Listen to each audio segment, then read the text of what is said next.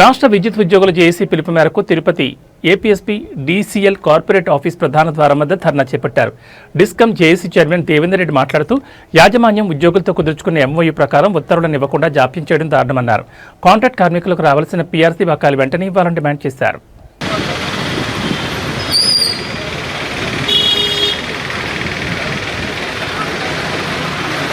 పిలుపు మేరకు తిరుపతిలో ఎస్పీడీసీఎల్ ప్రధాన గేటు వద్ద ధర్నా చేయడం జరుగుతూ ఉంది. నా పేరు గోపి, జేఏసీ చైర్మన్, చిత్తూరు జిల్లా.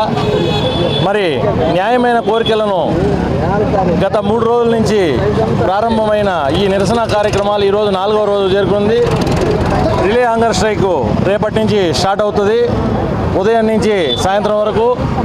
మరి పెండింగ్ డిఏలను దాదాపుగా 5 పెండింగ్ డిఏలు ఉన్నాయి. జేఎల్ఎం గ్రేడ్ 2లు చాలా అసూలు బాస్తున్నారు, ప్రమాదాలకు గురవుతున్నారు. వారికి కారుణ్య నియామకాల్లో లేట్ జరుగుతూ ఉంది. వారికి అదేవిధంగా రెగ్యులర్ చేయాల్సిన ఆవశ్యకత ఉంది. కొత్త సర్వీస్ రూల్స్ పెట్టి వారిని అభద్రతాభావానికి గురి చేస్తూ చాలా ఇబ్బందులు పెడుతున్నారు. ఈ ప్రభుత్వమైన స్పందించి మేనేజ్మెంట్ వారు ప్రభుత్వ దృష్టికి తీసుకెళ్లి త్వరితగతిన పరిష్కరిస్తారని కోరుకుంటున్నాం.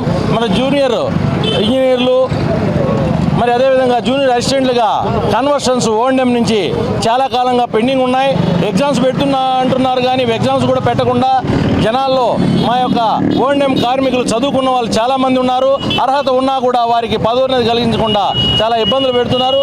అదేవిధంగా కాంట్రాక్ట్ అవుట్సోర్సింగ్ కార్మికులకు పీఆర్సీ బకాయిలు దాదాపుగా సంవత్సరం నుంచి పెండింగ్ ఉన్నాయి. వాటికి వెంటనే రిలీజ్ చేయాలని కోరుకుంటూ రోడ్లపైకి వచ్చి ఇంత ఎండలో కూడా కార్మికులందరూ దాదాపుగా 300 మంది ఈరోజు అటెండ్ అయినారు.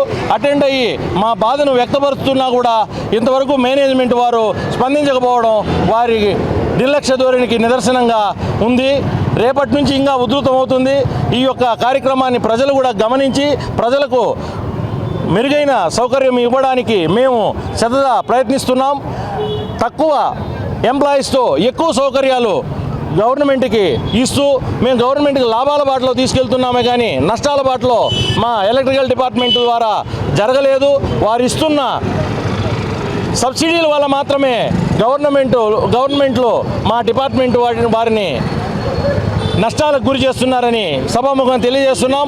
రేపటి నుంచి జరిగే కార్యక్రమాల్లో ప్రజలకు ఏమైనా ఇబ్బంది అయితే కూడా క్షమించాలని ఈ పత్రికాముఖంగా తెలియజేసుకుంటున్నాం సార్. Thank you.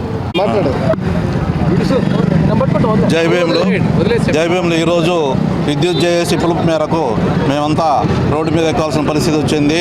మా న్యాయమైన కోరికలను వెంటనే తీర్చాలని ఉద్యోగుల్ని బయటపడేయడం ద్వారా మేనేజ్మెంట్ కానీ లేక గవర్నమెంట్ కానీ లాభం పొందేది ఏం లేదు.